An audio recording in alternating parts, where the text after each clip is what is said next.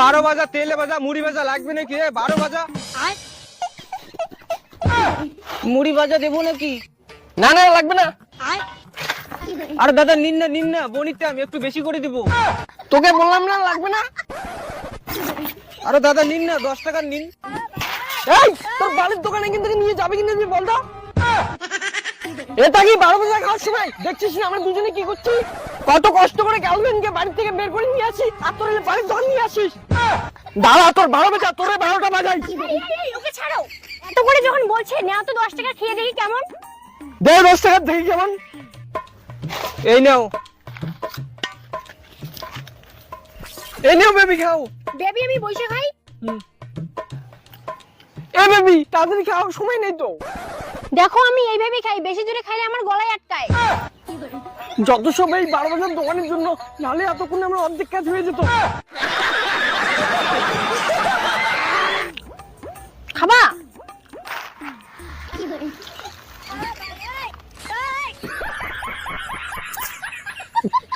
Baby শেষ চলো এখন শুরু করি।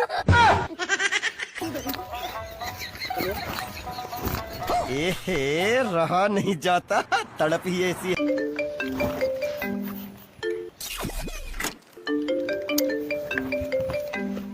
এই ফোনটা কাটবে না, ফোনটা তোলো তো দেখি কে। হ্যালো রাকেশ কি করছো গো? এই কোন মেয়ে তোমাকে কল করছে? কেউ না কোম্পানি।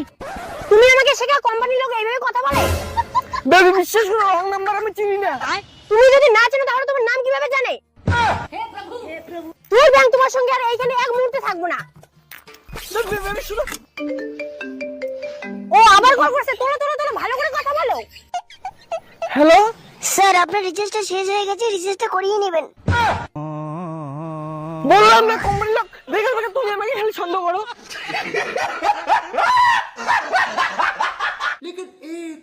এই দাঁড়া, বলেন না যে কোন চারার সাথে ঘুরে গেছিস?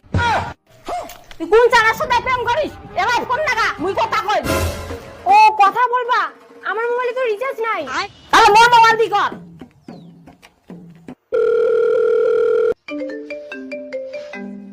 রং নাম্বার আরো তার মানে কোম্পানির লোক ফোন করছে। এই শুয়োরের বাচ্চা, এই কুকুরের বাচ্চা, তোমার সারাদিন খাই কাজাই সবসময় খালি ফোন করেন। মা তুই দুনিয়া না চেংড়া পালু না।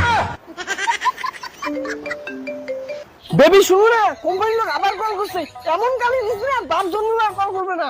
শুয়োরের বাচ্চা, ওটা আমার মায়ের নাম্বার ছিল। যা তোর সাথে ব্রেকআপ। खत्म बाय बाय।